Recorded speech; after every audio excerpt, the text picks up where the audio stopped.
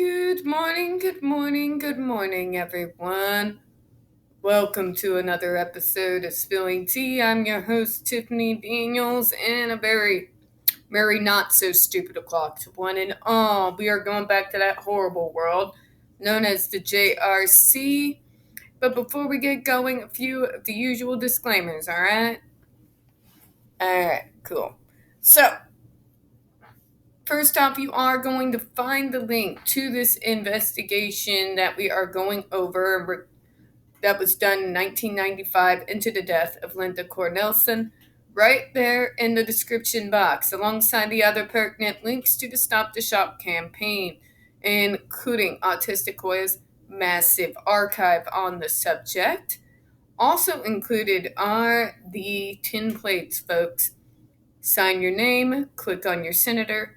Let's stop deaths due to improper restraints, aversive therapies, and seclusion, alright? We also have the ever-present and self-explanatory change.org Shut the Judge Rotenberg Center Down petition.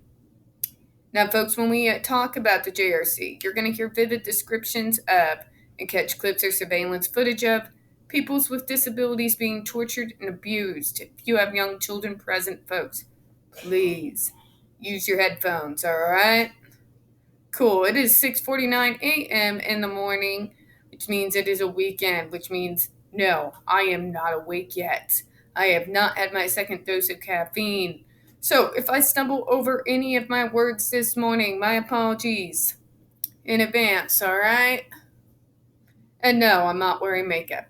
Yes, it's because I don't wanna. So, we're going to read some of the things from yesterday here because I can't quite remember where I left off. And with these things, it's always good to go over a few things at least twice, right? Okay, so let's go to where we left off.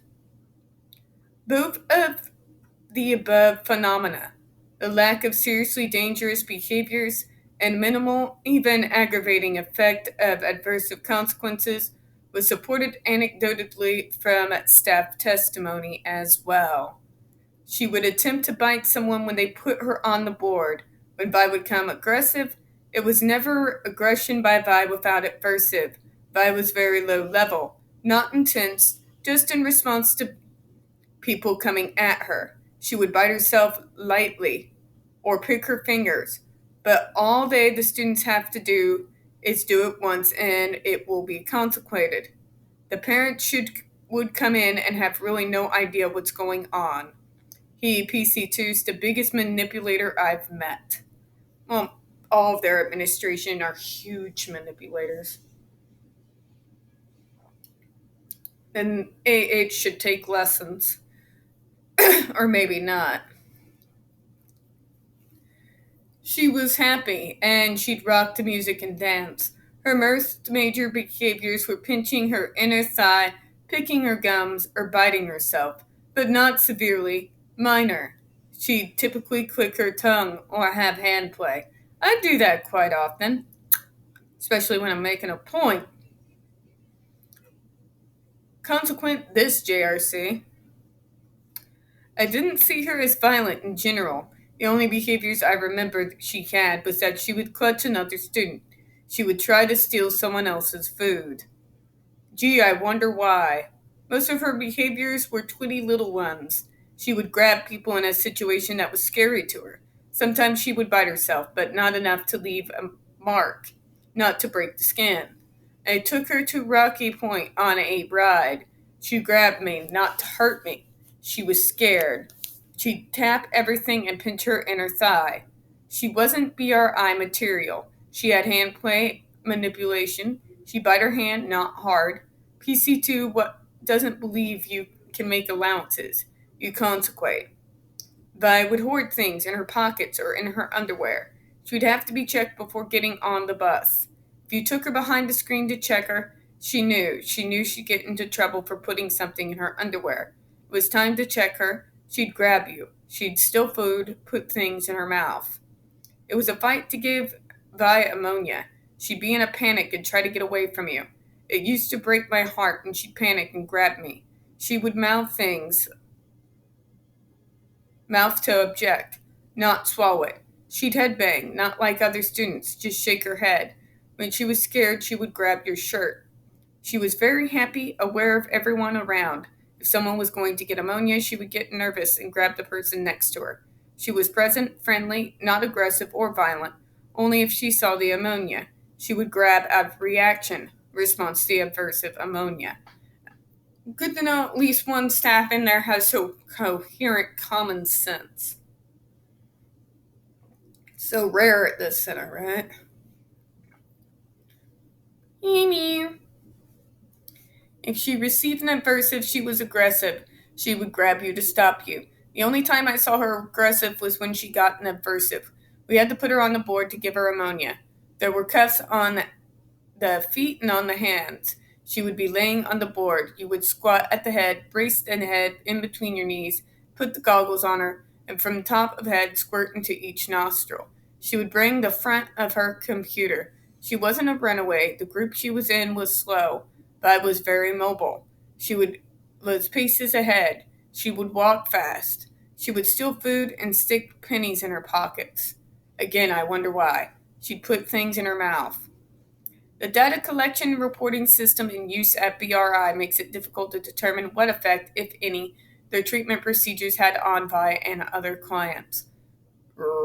Really? You could try common sense. Oh, wait, that's not so common here. Okay. As found by Dr. Duarte, Vi's records indicate that the BRI's data collection and date reporting systems, categorization of behaviors, and subsequent switching of behaviors across categories make it impossible for the provider, clinicians, internal or external monitors to thoroughly evaluate the effect, if any, of aversive and non-aggressive treatment on each client's target behavior. Remember when I said the numbers speak for themselves? If in fact when she was administered adversives, the numbers of behaviors went up, you would think that would tell somebody something. Such practice would be disturbing independent of the form of treatment used, but even more so when the punishing procedures as intrusive as those Vi received are being used. As further explained by Dr. Duarte in the body of her report, an assessment of the effects of treatment on individual behaviors is not possible. Even though the baseline data was collected on 36 individual behaviors in January of 1985, all behaviors were grouped in 9 categories: aggression, destroy, inappropriate motion, inappropriate urination or defecation, inappropriate verbal, non-compliance, self-abuse, stereotypic behaviors, and work interference, but they don't give any details. Gee, I wonder why.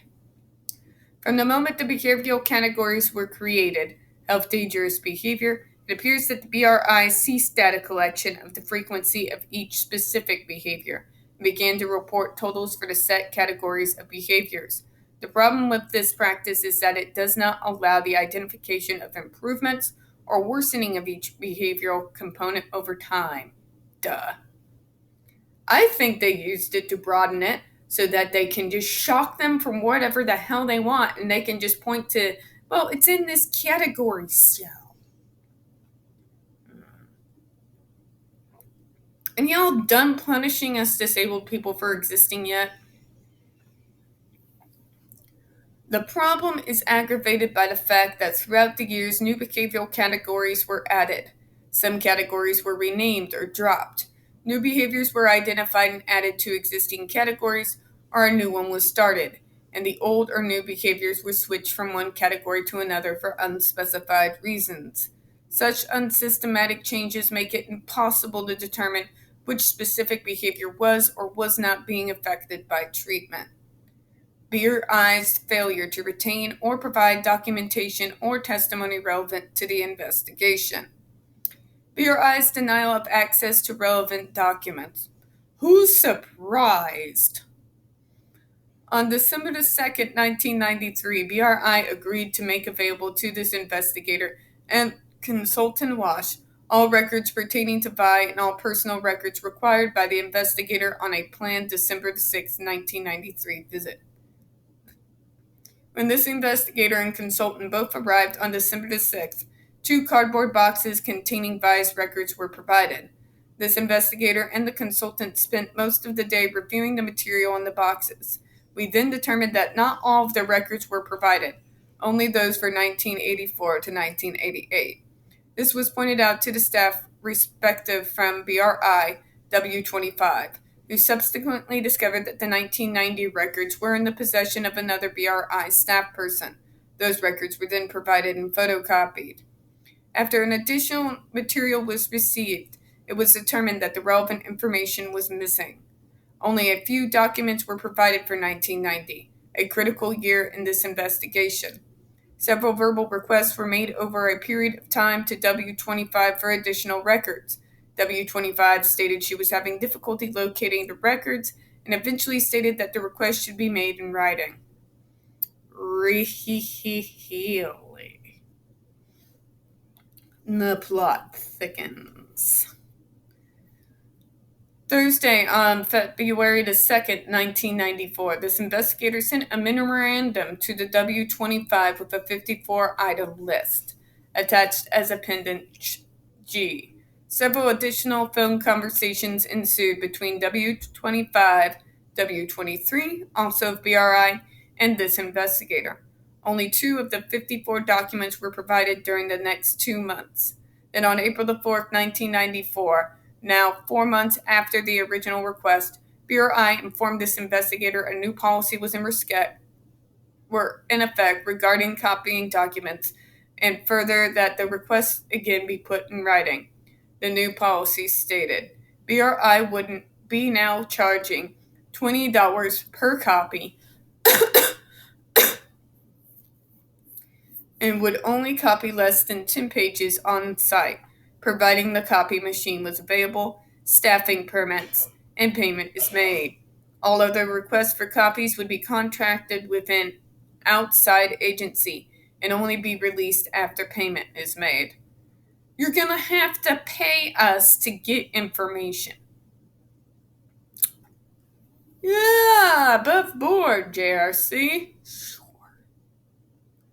This investigator made written requests to BRI for documents on April the 5th, 1994, attached as Appendix H. As a follow-up to the April 5th letter, this investigator noted that W23 verbally that on April the 8th, 1994, Dr. Angela Duarte, consultant to DMR, would be at BRI on another matter, and would pick up the requested material for this investigation. However, when at BRI, Dr. Duarte was informed that the 20 cents per page had to be paid in advance. She was not provided with the requested material. Wow. You see what I mean? These people like to hide evidence or make you pay for it. And who knows how edited or watered down they are by the time they actually get to you. Just saying. Sorry, allergies, folks. After learning of the preceding encounter, the Director of Investigations, Richard Cohen, addressed the BRI document copying policy in April 8, 1994 letter, stating that the DMR investigator was entitled to unimpeded access to the documents and that BRI could bill DMR for the copying costs. On April the 11th, 1994, W23 was able to locate additional records of Vi in the basement of a vacant apartment utilized by BRI for storage. W23 was notified that this investigator would arrive at BRI on April the 15th, 1994 to obtain the records that she, Fravel, had found. W23 stated that this notification had to be made in writing. The writing notification was made in memo form, addressed to W23 and W24, April the 12th, 1994. When en route to the BRI, April the 15th, 1994, this investigator was begged and contacted by W24 via car phone. He indicated if payment was not made for the documents already received, BRI would not provide the requested material. Thus, BRI again denied production of documents. Alright, we're going to go ahead and finish this out here, folks. I'm being summoned. On April the 26th, 1994, Attorney Flamina representing BRI, proposed that a request for the documents be made directly to him. He stated that the material in question could be requested in writing. Again, Mr. Cohen requested records in written form on April the 29th, 1994. No response was received from BRI until July 22nd, 1994, when Attorney Flumina wrote confirming that the document had been received. The documents had not and still not have been received. Mr. Cohen wrote to Flumina on December 6, 1994, indicating that if any material surfaces or is provided in the future, it will be reviewed. So what are we getting from this morning, folks? Not only did the JRC do all this and are very much at fault for Vi's death, they are doing everything they can to cover up whatever happened in that year of 1990 when she died. Curious, isn't it? If they are not at all to blame and if their treatments work, why would they go so far to cover up the evidence and refuse to provide the documents into the investigation on her death? If they had nothing to hide, surely they could have just produced the documents, right? Kind of reminds me of another case we're going over on this channel. Now, on that note, folks, we're going to go ahead and close out for this morning. We don't get very many views on this channel, especially on this subject. The few that we do tend to get removed from time to time. So, folks, please don't forget to hit that like button, hit subscribe. Don't forget to hit the comments. I do appreciate your time this morning. And as always, we here at Smelling Tea hope you have a good one. Bye-bye.